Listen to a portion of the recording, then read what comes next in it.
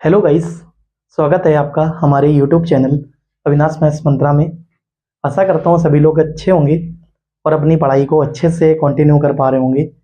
जो मैंने अपने चैनल पे क्लासेस ली हुई हैं, अर्थमेटिक के मोस्टली टॉपिक मैं कवर कर चुका हूँ और आशा करता हूँ आप लोग ने भी उनसे अच्छा सीखा होगा और प्री तो नहीं लेकिन मेंस एग्जाम में इसको इम्प्लीमेंट कर पा रहे होंगे। क्योंकि क्या होता है ना, कभी कभी जो बेसिक कॉन्सेप्ट होते हैं वो हमारे मेंस एग्जाम में एप्लीकेबल होते हैं। जैसा कि मैंने भी एनालिसिस किया, IBPS PO का एग्जाम था, मैंने भी दिया था। उसमें जो क्वेश्चन थे वो बेसिक कॉन्सेप्ट से रिलेटेड थे।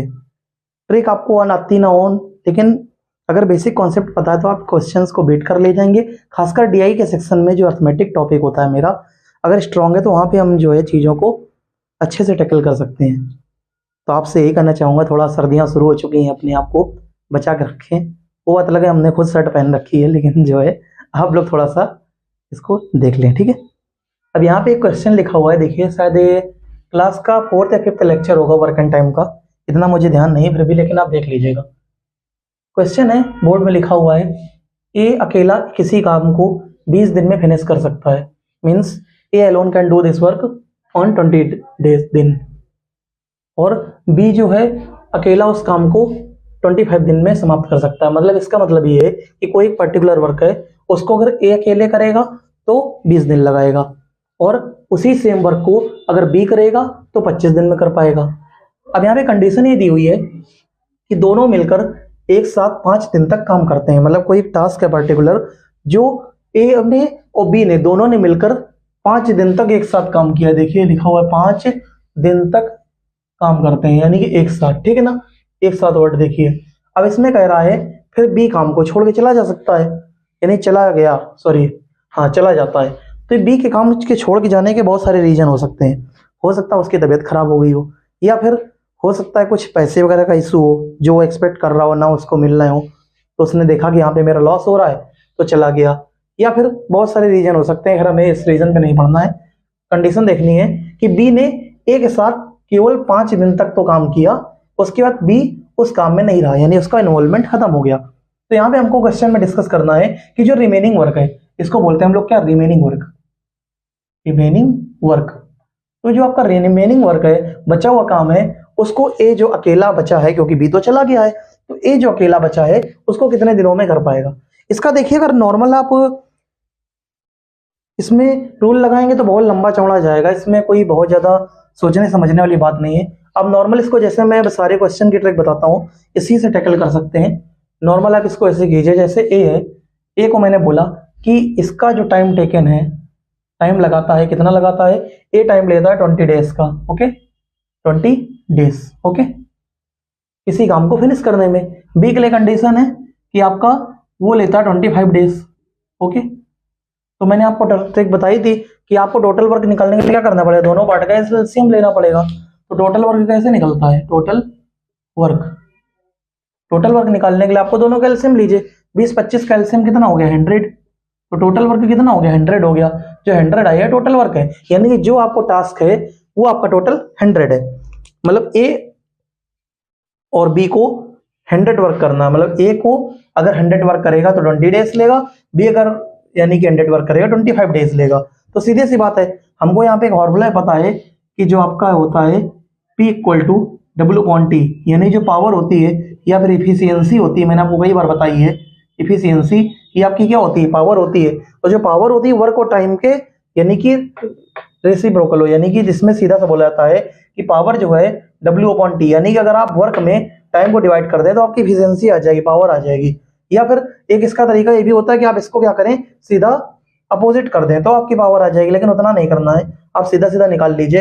100/20 क्या हो जाएगा, जो एक इफिशियंसी होगी यहाँ पे कितनी आ जाएगी इफिशियंसी, अगर आप बात करें इफिशियंसी यानी पावर, तो ये आ जाएगी 20, यानी 25 4 जा, यानी बी की कितनी आ जाएगी, ये आपकी आ जाएगी 4। समझ गए। तो कहीं ना कहीं इसमें बोला गया कि आपका जो ए की इफिशियंसी है, इफिशियंसी क्या होती है, इसको एक नॉर्मल वर्ड में भी डिफाइन कर सकते हैं, 1 डे वर्क, ओके।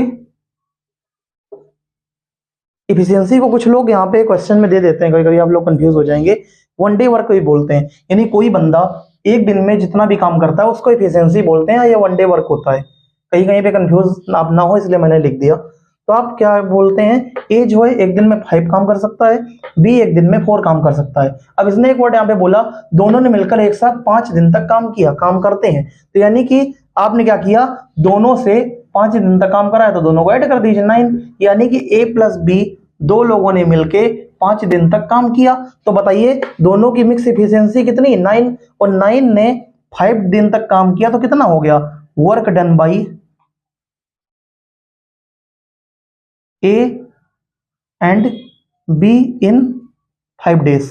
इसको आप लिख सकते हैं कि जो आपका ए और बी ने 5 दिनों में कितना काम किया, तो यानी 9 दोनों की मिक्स इफिशियंसी है, यानी 5 की, ए की 5 और बी की 4, तो 9 इफिशियंसी से 5 दिन डेज तक काम हुआ, 45 वर्क कंप्लीट हो गया। समझ गए। अब इसने बोला हुआ है लास्ट में, यानी रिमेनिंग वर्क को ए अकेला कितने दिन में कर पाएगा, यानी कि जो आपका रिमेनिंग वर्क है उसको हमें केवल किससे कराना है, ए से कराना है। यानी कि क्योंकि बी तो जा चुका है, क्वेश्चन बोला फिर बी काम को छोड़ के चला गया, यानी ए के साथ ये 5 दिन तक रहा, उसके बाद इसका इन्वॉल्वमेंट खत्म हो गया। तो अपना यहाँ पे ए को जो बचा हुआ काम वो करना पड़ेगा। तो यानी टोटल वर्क कितना था, अब यहाँ पे निकाल लीजिए remaining work, sorry remaining work निकालिए, रिमेनिंग वर्क यानी क्या होता है, बचा हुआ काम। तो सीधी सी बात है, देखिए आपका टास्क कितना था, 100 था, 100 में 5 दिन तक कितना खत्म हो चुका है, 45, तो आपको बचा कितना, 55, 55 वर्क अभी बचा हुआ है। अब देखिए 55 जो वर्क बचा हुआ है उसको कौन करेगा, उसको ए करेगा। देखिए ए अकेला लिखा ना कितने दिनों में कर पाएगा, तो सीधी सी बात है यहाँ पे निकाल लीजिए कि टाइम क्या होता है, यानी कि जो वर्क होता है अपॉन इफिशियंसी होती है। तो क्या आप बोलते हैं, टाइम निकाल लीजिए, 55 वर्क करना है, इफिशियंसी है कि कितनी है, 5, तो यानी टाइम कितना लगेगा इसको, टोटल 11 डेज ले लेगा इस काम को कंप्लीट करने के लिए ए अकेला। समझ गए। अब यहाँ पे क्या होता है, कभी कभी क्वेश्चन घुमा देता है। अब इसमें बोला जाता है कि अब बताइए कि ए जो है पूरे काम में कितने दिन तक रहा, या ए कितने दिन तक काम किया। तो यहाँ पे क्वेश्चन थोड़ा सा चेंज हो जाएगा। क्या चेंज हो जाएगा, फिर यहाँ पे आपको क्या करना पड़ेगा, 11 दिन तक तो इसने अकेले काम किया, और जो बी के साथ इसने 5 दिन तक काम किया। तो अगर इस केस में होगा, कभी कभी केस 2 में पूछ देता है, तो आपको ध्यान रखना पड़ेगा, कभी कभी थोड़ा सा घुमा देता है। ये यहाँ पे बोलेगा शेष कार्य नहीं बोलेगा, कभी कभी ये बोल देगा कि ए उस कार्य में कितने दिनों तक रहा। ठीक है, तो इसमें आपको ये चेंज करना पड़ेगा कि 11 दिन तक तो इसने अकेले काम किया, और उसके बाद बी के साथ इसने कितने दिन काम किया, 5 दिन, तो इसका आंसर फिर 16 दिन आ जाएगा। समझ गए, नहीं समझ गए, तो इस तरह से घुमा सकता है। लेकिन यहाँ पे जो चीज पूछी है इसका आंसर आपका ये आएगा 11 डेज। तो आपको मैंने एक ऐसा क्वेश्चन बताया जहाँ पे थोड़ा सा लोग प्रॉब्लम फेस करते हैं, कहीं पे चीजें कंफ्यूज हो जाते हैं कि कैसे करना है। वैसे बहुत से लोग इसके क्वेश्चन की ट्रिक भी बताते हैं कि इसमें पूरा ऐसे निकाल लो, लेकिन उससे आप कंफ्यूज मत होइए। यहाँ पे क्या मैंने आपको ऐसा तरीका बताया है कि अगर कहीं पे आपको कंडीशन चेंज भी कर देगा तो आप उसके अकॉर्डिंग चेंज करके अपना आंसर फाइंड आउट कर लेंगे। 2 केस तो मैंने बता दिए, अगर कुछ चेंज भी करता तो आप उसके अकॉर्डिंग ढल जाएंगे, क्योंकि ये जो है पूरा बेस है इसका।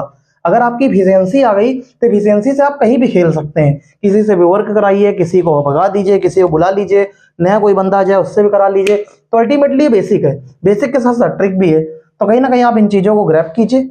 अगर कोई डाउट है तो पूछिए, समझिए और डिस्कस करते हुए ऐसे ही आगे बढ़िए। आशा करता हूँ सभी लोग अच्छे से पढ़ाई करेंगे और मेरे इस नॉलेज को आगे तक पहुँचाएंगे। चैनल पे आपने बहुत अच्छा सपोर्ट किया है कुछ वीक से, आगे भी बनाए रखें।